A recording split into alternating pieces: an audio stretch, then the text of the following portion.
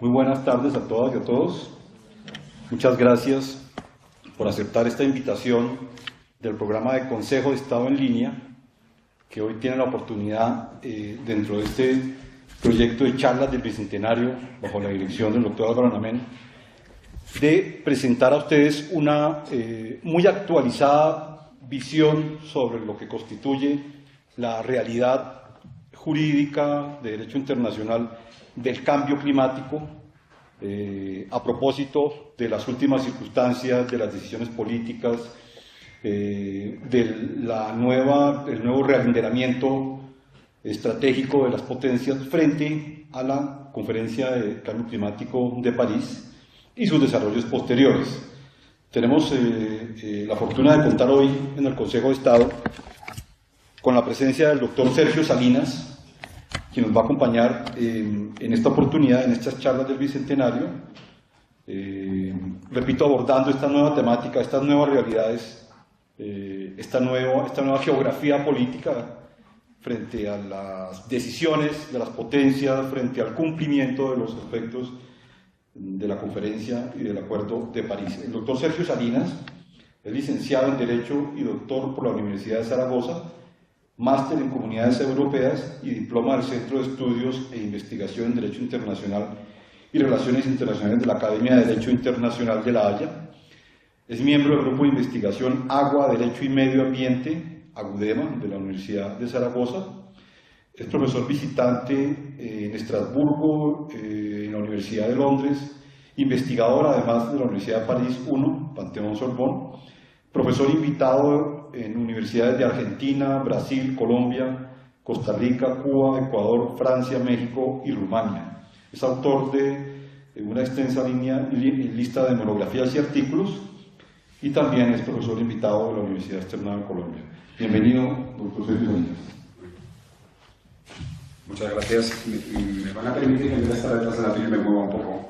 Yo soy de natural inquieto y así parece que calmo un poco mis inquietudes. Bueno, primero quiero empezar por agradecerles la posibilidad de estar ahora aquí dirigiéndome a ustedes en la persona del doctor Amaya, del amigo Óscar, además de todo eso que ha dicho, que se puede leer de muchas maneras. Además, hace muchos años que colaboramos y ya por lo menos yo me honro de contar con la amistad de unos cuantos profesores de la Universidad Externado con los que hemos llevado a cabo diferentes iniciativas. De hecho, en una de ellas, por una de ellas estoy aquí, por ese libro que llevaba en las manos, que es un proyecto con la Universidad Externado sobre la cuestión climática. Bueno, es un honor poder dirigirme a los ilustres miembros de un órgano como este, que no es muy habitual en alguien que como yo es puramente académico, y seguro que me va a resultar muy útil todo lo que aquí se diga. Yo les cuento lo que había pensado, que ha cambiado un poco a la vista del chaparrón que nos ha retenido en la universidad cuando teníamos pensado haber llegado antes. Chaparrón de los de primera división. Yo voy a hacer una exposición relativamente breve que tiene como objetivo encuadrar, supongo que aunque todos ustedes tienen conocimiento del cambio climático y de la negociación internacional, puede haber algunas pequeñas claves que se pueden escapar porque no son tan de dominio público.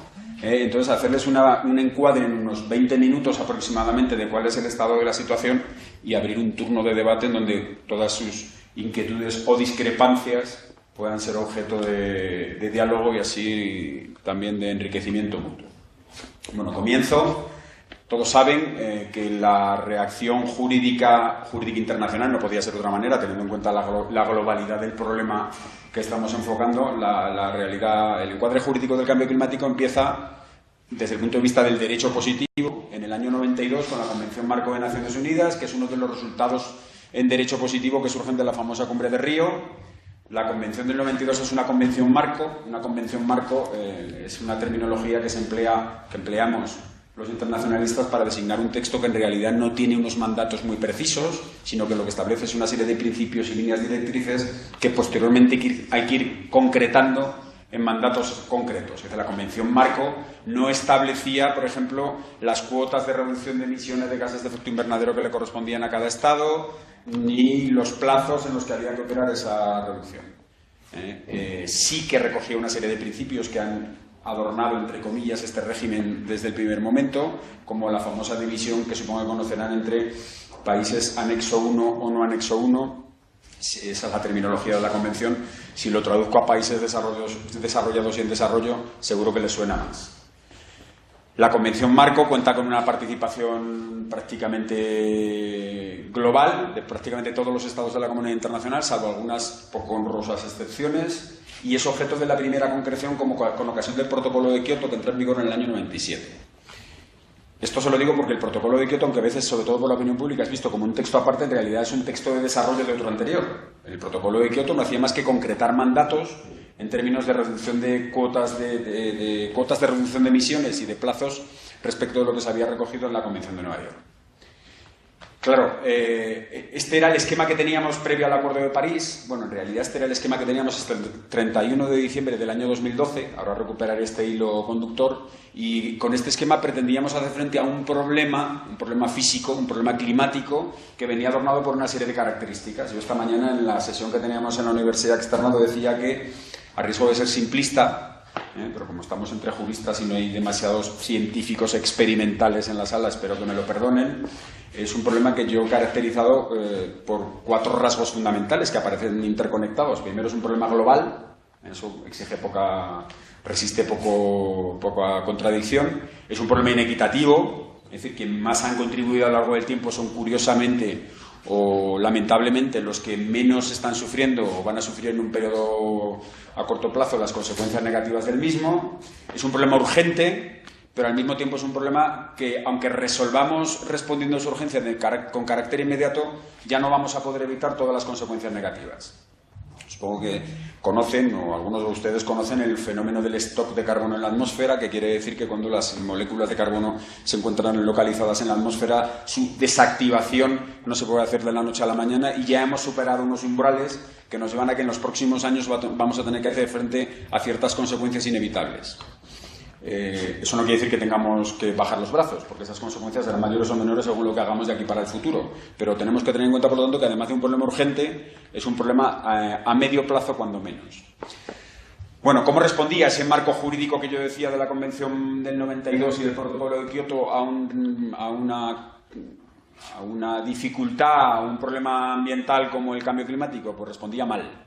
Respondía mal por las premisas del debate político que en el marco internacional había llevado al diseño de esos 2 textos, que se basaban fundamentalmente, primero, en un esfuerzo centrado de manera prácticamente exclusiva en la mitigación. La mitigación es la dimensión de la cooperación internacional que alude a la reducción de emisiones de gases de efecto invernadero. Ya les acabo de decir que, además de eso, hace falta tener en cuenta que, aunque reduzcamos a 0, ya hay consecuencias que vamos a tener que afrontar. Y además porque se basaba fundamentalmente en una suma divisio, podríamos decir, en una gran división en 2 grupos de estados: los países desarrollados y los países en desarrollo.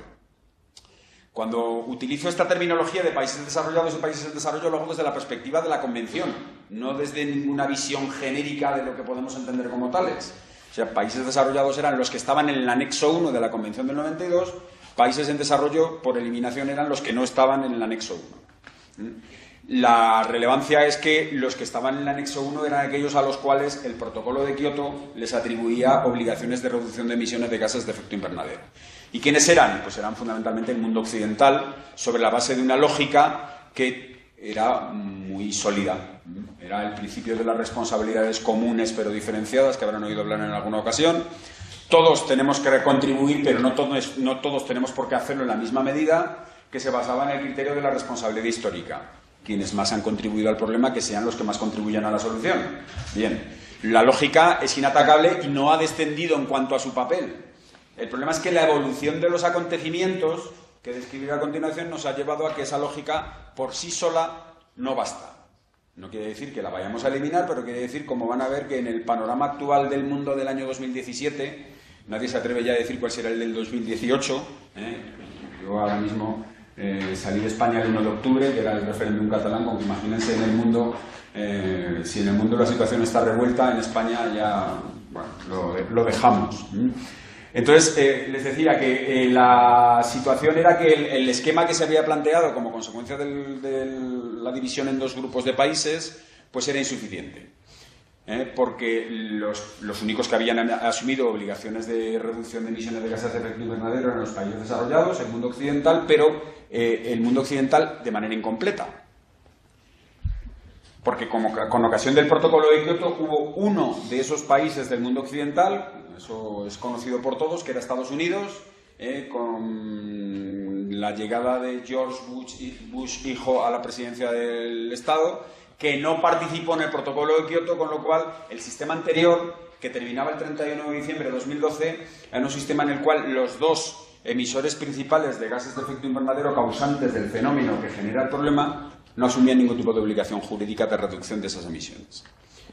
Eran Estados Unidos, como les acabo de decir, porque no era parte del protocolo de Kioto, y China, porque era país no anexo 1, porque no estaba incluido dentro de ese anexo a la Convención del año 92. Claro, del año 92 al año 2012, en el momento que acababa, o mejor dicho, el 1 de enero de 2013, el momento en que acababa la vigencia del protocolo de Kioto, la situación había cambiado mucho. Y a lo mejor esa división de países desarrollados y en desarrollo se quedaba corta en solo 2 categorías y hubiera habido que hacer alguna más. Como decía yo en la charla de esta mañana, comparar la situación de China a estos efectos con la de un país del África subsahariana pues no tiene mucho sentido, y generaba una serie de problemas que llevaban a que el sistema, cuando termina el protocolo de Kioto, haya sido absolutamente ineficaz. ¿Cómo medimos la ineficacia? Pues el problema no se ha resuelto, se ha agravado. Las emisiones, lejos de haberse reducido, han aumentado todavía más. El posible efecto benéfico que se derivaba de la reducción de emisiones por parte de quienes estaban en el anexo 1, países occidentales, que no habían cumplido al 100% sus obligaciones en muchos casos, pero sí en un porcentaje determinado, quedaba ampliamente compensado por el crecimiento de emisiones de otros que en principio no habían asumido ninguna obligación. Esta mañana presentaba una gráfica en la cual estaban los 10 emisores principales de gases de efecto invernadero, dentro de los cuales hay al menos 5 que son países en desarrollo desde la perspectiva del anexo 1. Estaba China, India, México, Indonesia, grandes países que son los principales contribuyentes en este momento ya en términos absolutos al problema. China en primer lugar, China con ya prácticamente el doble de emisiones de gases de efecto invernadero que Estados Unidos, India en tercer lugar, Rusia, etcétera, etcétera. Bueno, con eso llegamos al 31 de diciembre de 2012. El 31 de diciembre de 2012 nos quedábamos sin marco jurídico concreto de asunción de compromisos de mitigación. Ya lo sabíamos de antemano, con lo cual la comunidad internacional lo que hace es intentar prever el problema y adoptar un nuevo texto que entre en funcionamiento el 1 de enero de 2013. Se pone en marcha la máquina negociadora, la diplomacia es normalmente lenta, es una negociación política, pero la diplomacia climática es todavía más. Se pone en marcha con el objetivo de, en la cumbre de Copenhague en el año 2009, en la COP, en la Conferencia de las Partes, la Conferencia de las Partes es el órgano gestor principal del sistema de la Convención, se adopte un acuerdo internacional que prolongue lo que recogía el protocolo de Kioto. Pero no nos ponemos de acuerdo, a pesar de que los daneses tienen unos estándares medioambientales muy elevados, pues no son capaces de convencer a los demás. El caso es que lo que sale de la cumbre de Copenhague no es un texto jurídico, sino que es un acuerdo político. Para un jurista internacional un acuerdo político es como las brujas para un gallego, dicen que a ver las haylas, pero uno no puede comprobar dónde están. No deriva obligaciones jurídicas, no resulta, por lo tanto, imperativo, no se puede imponer el cumplimiento de lo que recoge ese texto. Resultado, como en Copenhague no cumplimos con nuestro trabajo colectivamente, la comunidad internacional, no nosotros los aquí presentes, sino quienes asistieron entonces, nos encontramos con que el 1 de enero de 2013 ya no vamos a tener ningún marco jurídico que establezca obligaciones.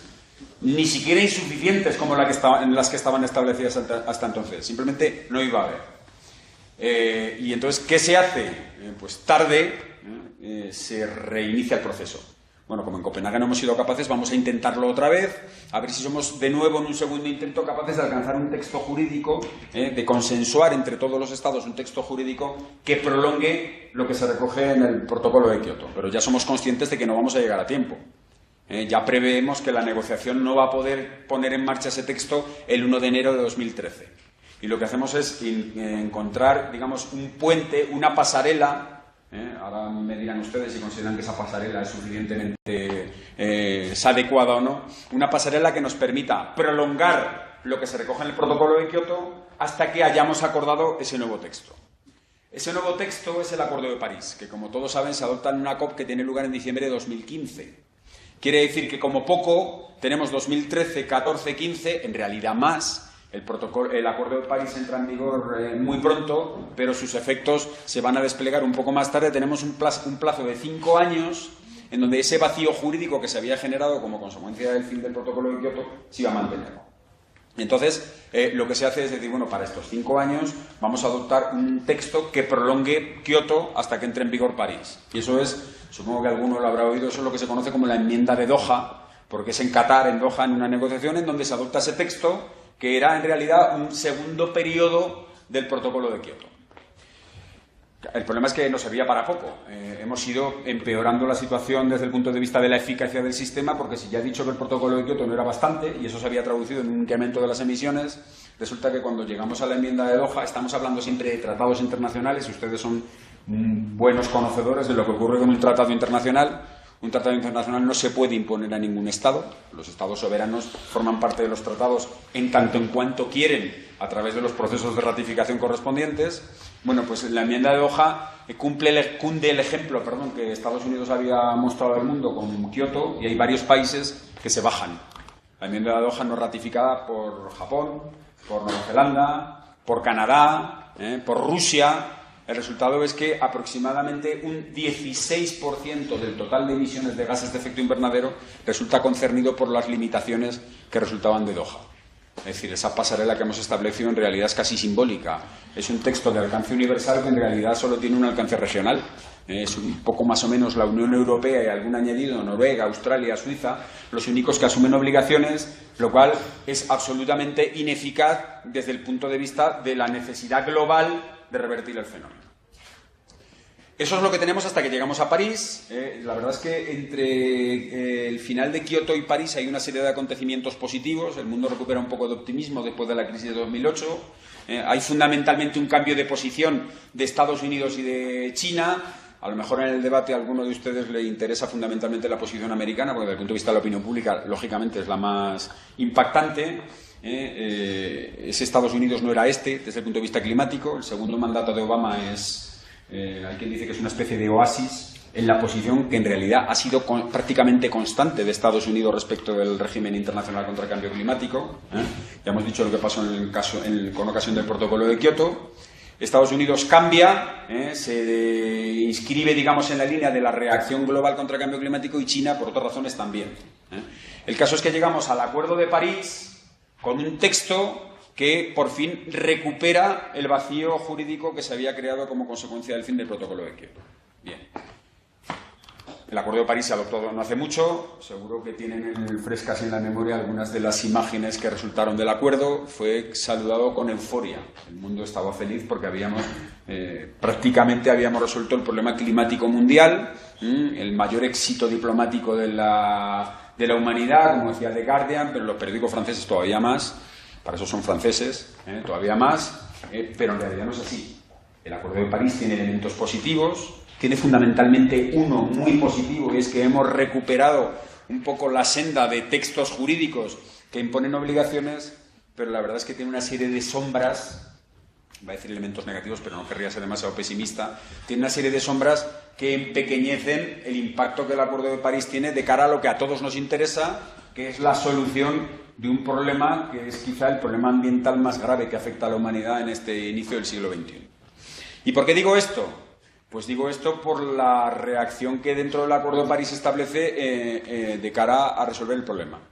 El problema es que emitimos demasiadas toneladas de gases de efecto invernadero, traducidas a CO2 equivalente. CO2 equivalente es que otros gases se les encuentra una equivalencia en cuanto al impacto en la atmósfera respecto del fenómeno. Bueno, pues emitimos demasiadas toneladas de gases y tenemos que reducir esas toneladas.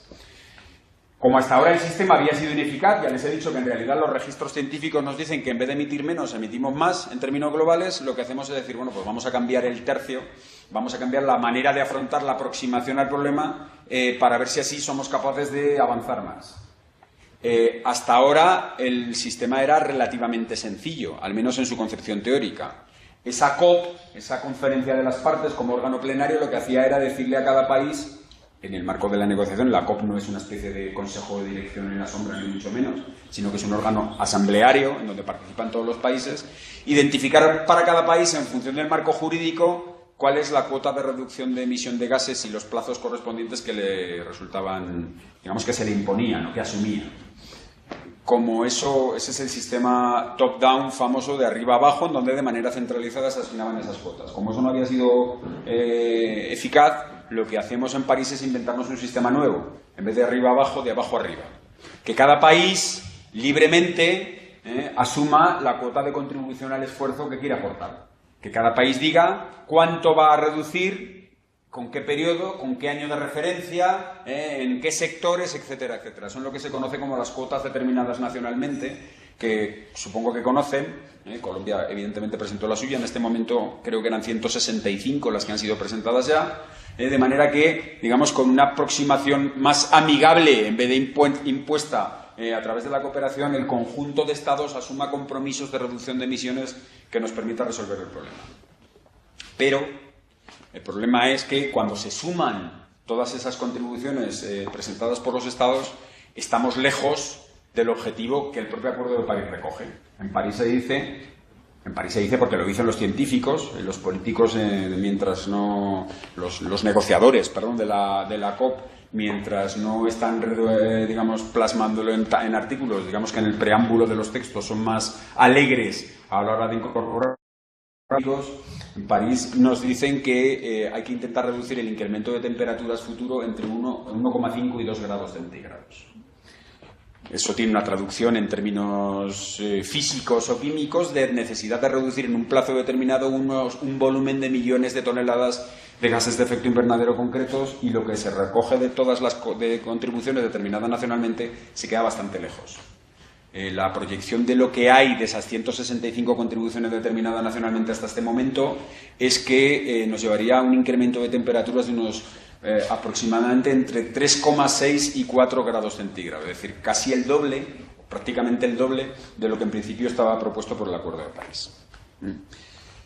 Eso obedece a una serie de factores que están en el subsuelo, digamos, de este sistema, que solo les apunto muy por encima para no hacer la exposición demasiado larga. Es, entre otras cosas, porque la negociación política impidió que el Acuerdo de París fijase unos límites mínimos, porque había estados que no estaban dispuestos a aceptarlo.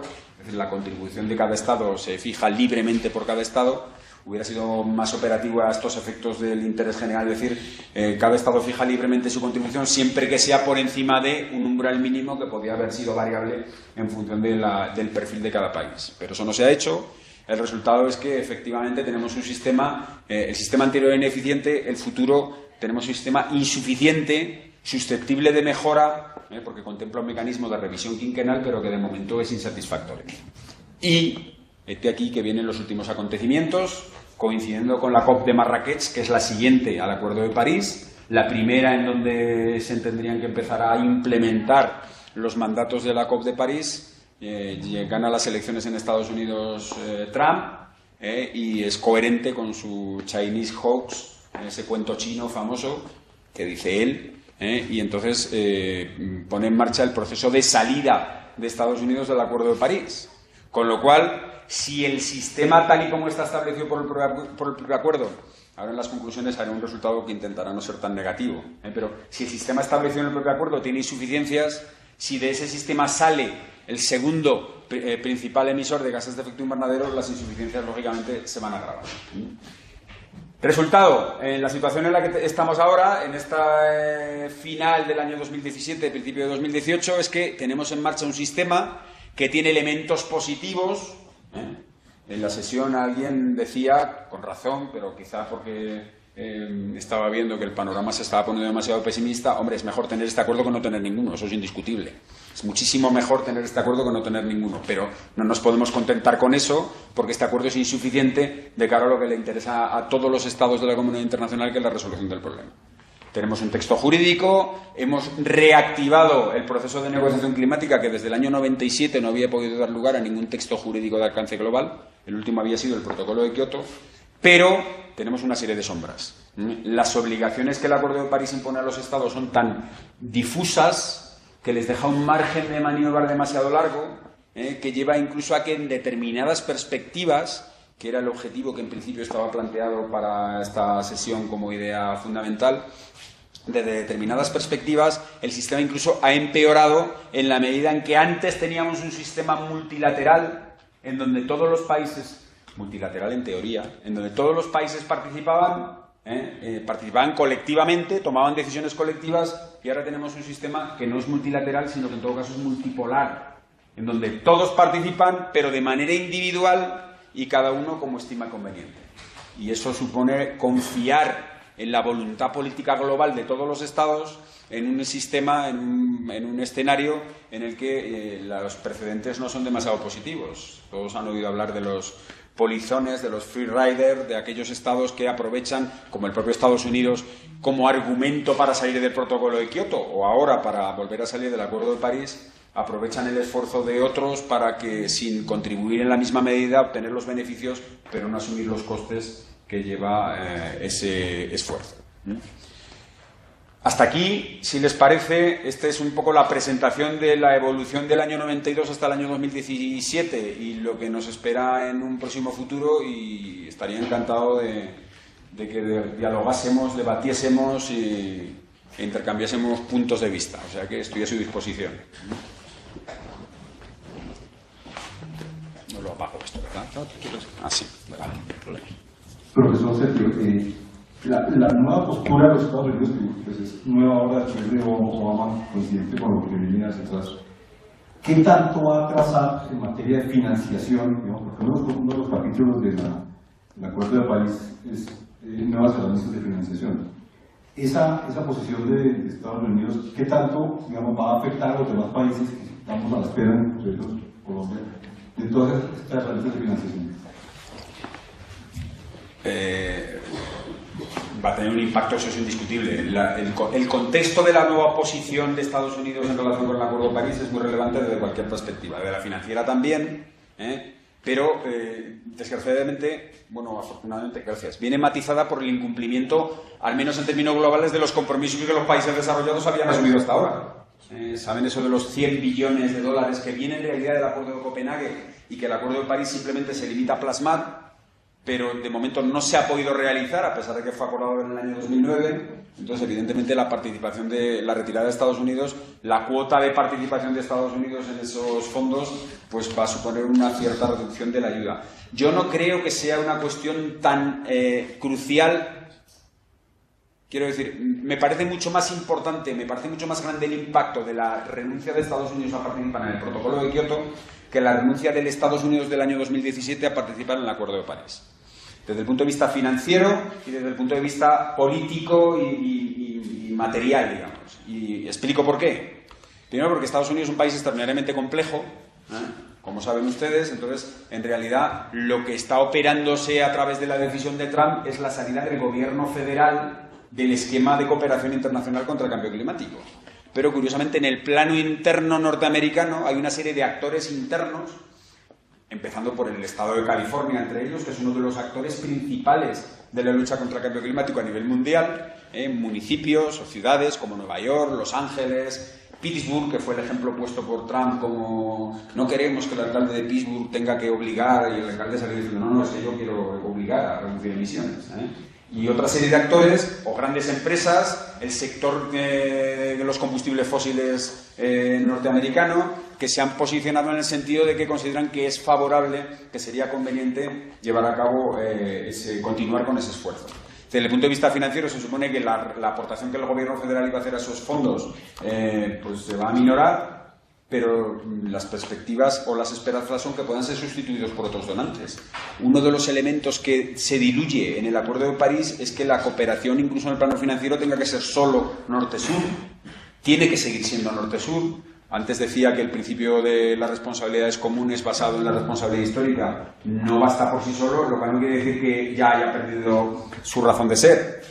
Yo sigo manteniendo la lógica de que quien más ha contribuido al problema tiene que seguir siendo el que más contribuye a la solución.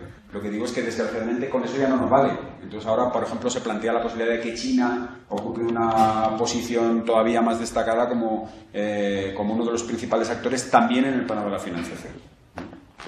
Recuerdo que uno de los paradigmas fundamentales de todo el esfuerzo de financiación en el marco del cambio climático es involucrar al sector privado, que es el que pasa como actor absolutamente principal para poder alcanzar los umbrales de fondos previstos, fundamentalmente para el esfuerzo de adaptación, que es el que afecta a países como este en el que estamos, claro.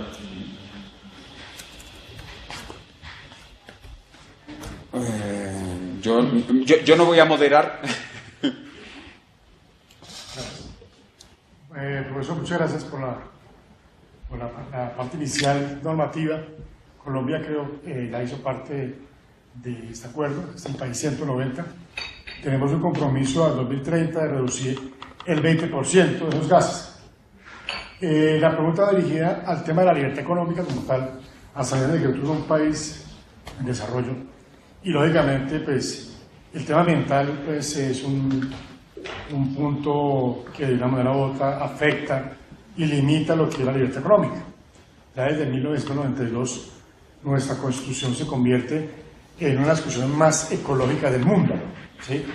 Después de la cumbre que se dio en Brasil, Colombia entra en esa línea de ser un país ecologista con normas que la verdad la Constitución nuestra es una de las que más contenido ecológico tiene, tanto es que limita no solamente la propiedad privada dentro de sus ejercicios y le pone el imperio de la función ecológica.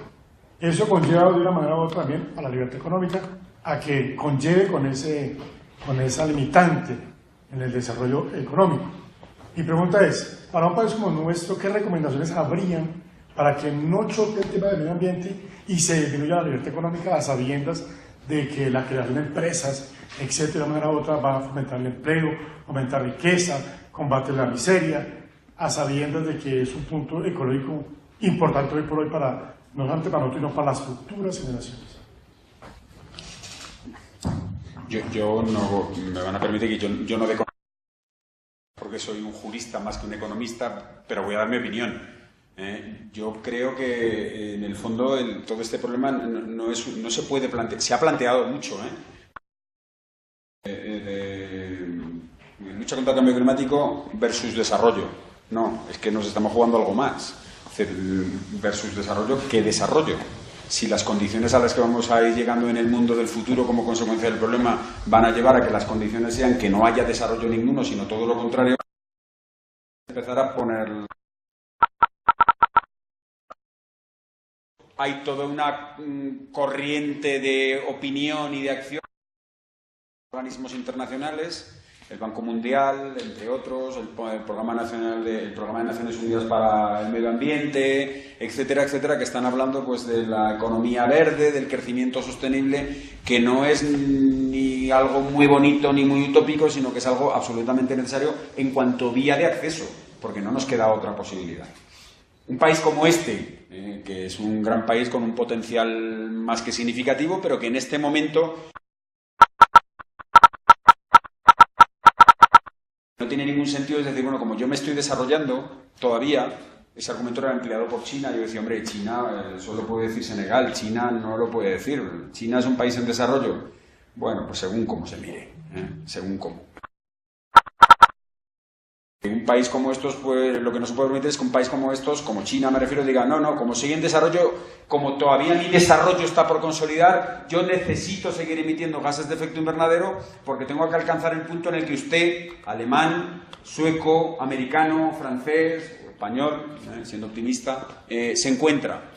Claro, pero eso nos lleva a que como hagamos eso, cuando lleguemos al momento en el que ya consideremos que todos esos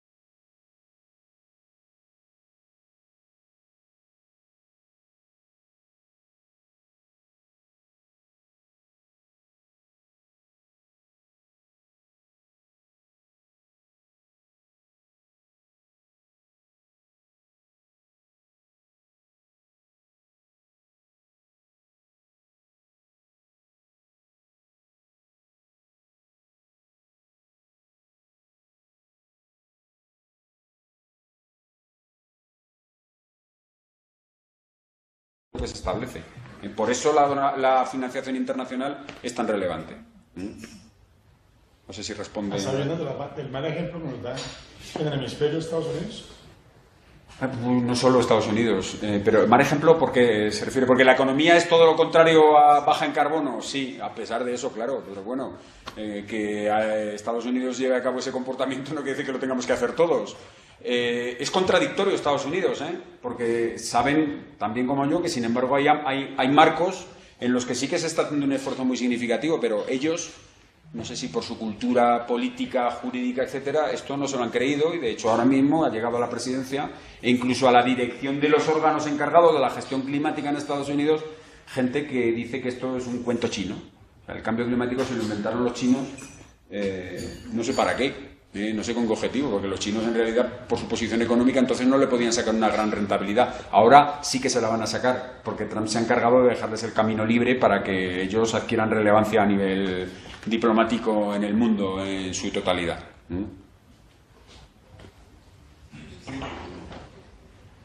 Profesor, hay lo siguiente. El Acuerdo de París sobre el cambio climático tiene realmente mecanismos coercitivos, digamos, puede exigirles a los países, sobre todo a los países del primer mundo, que cumplan efectivamente lo que ahí se ha pactado. No. Me voy a explicar. En realidad ese no es un problema del Acuerdo de París solo, sino que es un problema de los textos ambientales de derecho internacional. No es una debilidad per se del derecho internacional ambiental, se lo aseguro. Es una debilidad per se de la negociación política a nivel internacional que da lugar a esos textos. El derecho internacional tiene un punto de partida que a los estudiantes de derecho cuando empiezan y después de que han visto constitucional y administrativo, bueno, eso cuando los planes de estudio son sensatos y como en mi facultad me los mandan el primer día todavía peor, les choca mucho. Yo les digo, no, es una sociedad descentralizada en donde el creador y el destinatario de la norma son el mismo. En un Estado, como Colombia, en un Estado de Derecho, el creador de la norma es el legislativo, el destinatario es el ciudadano. El ciudadano no se plantea la posibilidad de modificar el contenido de la norma que se hace en el legislativo. Su única posibilidad es la participación en procesos electorales, como es propio de un Estado democrático. En el derecho internacional no. Los Estados se reúnen en torno a una mesa, probablemente en una sala no tan bonita como esta, pero y acuerdan. ¿Y qué acuerdan? Normas, obligaciones que van a tener que cumplir ellos. Entonces, es humano, aunque éticamente sí que pueda ser objeto de crítica, que se impongan obligaciones que, bueno, ¿y si se me aplica a mí? Y si resulta que lo que yo he acordado luego se me aplica y me imponen una sanción, entonces creo mecanismos que son débiles en cuanto al nivel de exigibilidad. Eso, en el caso del cambio climático, es todavía mayor. El protocolo de Kioto y la Convención de Nueva York recogían lo que se llamaba, y ya la terminología es ilustrativa, un mecanismo de facilitación y cumplimiento, basado en dos comités. Un comité facilitador, vamos a ayudar a que el incumplidor cumpla, y otro que preveía la posibilidad de sanciones que no respondía mucho a la lógica. Es decir, si yo sanciono a un país porque ha emitido por encima del nivel que le corresponde y lo sanciono reduciendo todavía más el nivel para emitir en el futuro, así entra en un círculo vicioso, de manera que cada vez seguirá incumpliendo el mandato porque él no va a detener por ese mero hecho su volumen de emisiones. No había un órgano, no había un tribunal, digamos así, o una policía que instase al cumplimiento estricto de ese mandato. Este era uno de los defectos del sistema. En el proceso de negociación, de hecho, cuando se llega a la COP de Lima, la COP de Lima es la inmediatamente anterior a la COP de París, cuando se llega a la COP de Lima hay un texto, hay un borrador previo en donde hay una serie de opciones que en el caso de los mecanismos de control del cumplimiento eran como 8 o 9 distintas, que incluían todo. O sea, un texto de negociación que en realidad era útil porque por fin teníamos un borrador, pero poco más, porque aquí todo el mundo había lanzado la suya, como se dice vulgarmente. Desde no decir nada, o sea, pasa desapercibido, como si se nos hubiese olvidado, no hay un mecanismo de control del incumplimiento en el Acuerdo de París, hasta la creación de un Tribunal Climático Mundial al modo de la Corte Internacional de Justicia de La Haya. ¿Qué es lo que ha visto la luz en la versión final del Acuerdo de París? Pues de nuevo, un mecanismo de facilitación y cumplimiento inspirado en el esquema anterior, pero cuya identificación por el propio acuerdo ya es suficientemente significativa, porque no sé si seré capaz de recordar exactamente, funcionará de manera no... el cumplimiento será en base al convencimiento más que a la sanción como consecuencia de ese incumplimiento.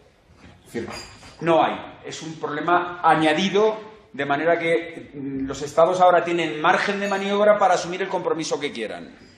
No tienen un suelo que les ponga un límite por debajo en cuanto a ese compromiso. Colombia ha asumido ese compromiso que ustedes dicen porque ha querido con toda libertad. Podría haber asumido mucho menos, afortunadamente no lo ha hecho.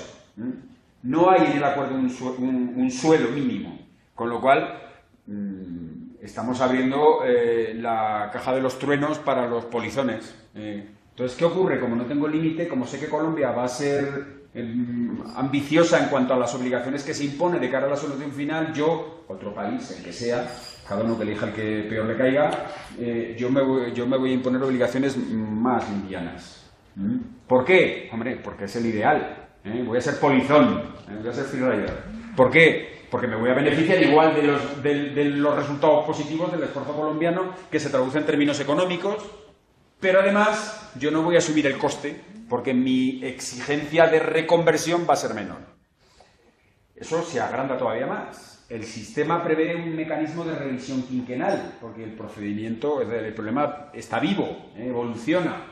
Entonces, los estados dijeron, los negociadores dijeron, vamos a hacer que cada 5 años, a modo de curiosidad, lo único que dice el Acuerdo de París es que las contribuciones determinadas nacionalmente tendrán que representar el mayor esfuerzo posible.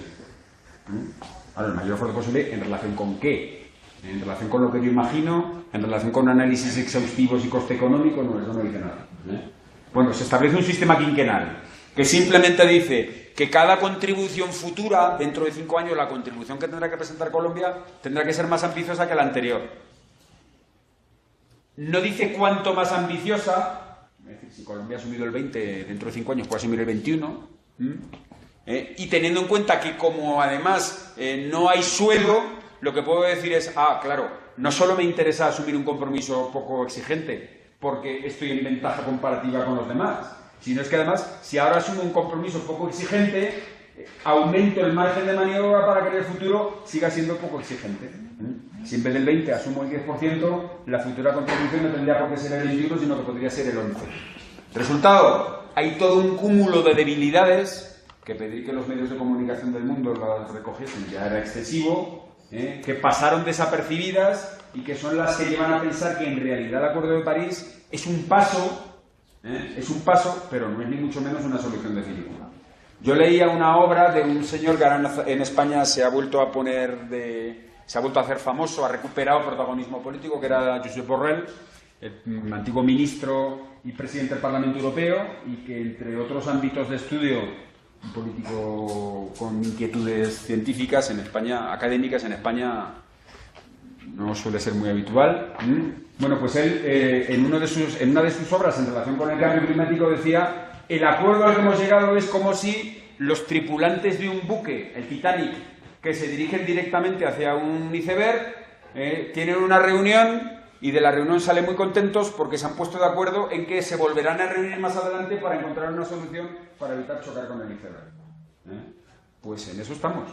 Pero no una vez, sino que lo vamos repitiendo. Es decir, somos conscientes de la gravedad del problema. Fíjense si somos conscientes que el Acuerdo de París fija entre 1,5 y 2 grados de incremento de las temperaturas.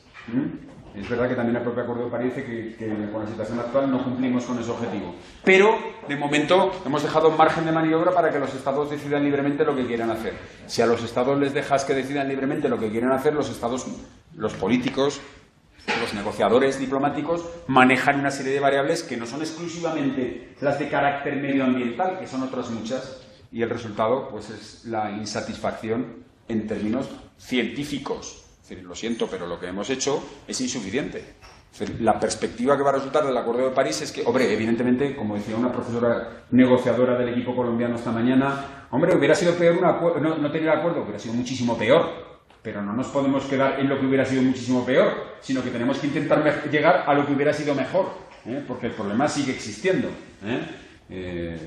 inundaciones, sequías, fenómenos extremos, alteración de los parámetros, enfermedades, etcétera, etcétera, que está todo escrito, que es la punta del iceberg de las consecuencias que se nos van a venir encima y que desgraciadamente va a empezar por países como el suyo o el mío. Los estudios que se hacen, desde luego, en la distribución en Europa, la distribución inequitativa en Europa, les aseguro que a la cuenca mediterránea pues no la deja muy bien parada. Nosotros vamos a sufrir unas consecuencias tremendas en diferentes perspectivas, y también la económica, de lo que supone el cambio climático. Tiene toda la razón, no hay mecanismos. Yo recuerdo cuando empezaba a hacer la tesis doctoral hace muchos años, había una corriente doctrinal que proponía la creación de un tribunal internacional ambiental. En algún momento era una sala ambiental de la Corte de la Haya, en otros momentos un tribunal ambiental. Yo empecé hace mucho, no les digo cuándo, pero hace mucho, y en eso estamos todavía.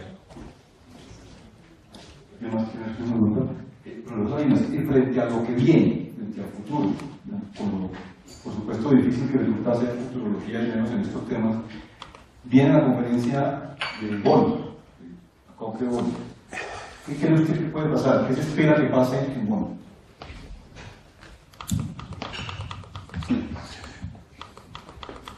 Bueno, voy a aventurarme a decir alguna cosa. Lo primero es que decía, el Acuerdo de París tuvo algún elemento positivo. Uno de ellos es que, curiosamente, entró en vigor antes de lo que se esperaba.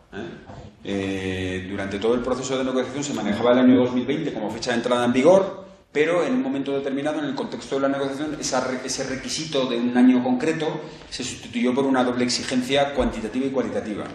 Cuando haya sido ratificado por el 55% de los estados, que reúnen el 55% del total de emisiones de gases de efecto invernadero.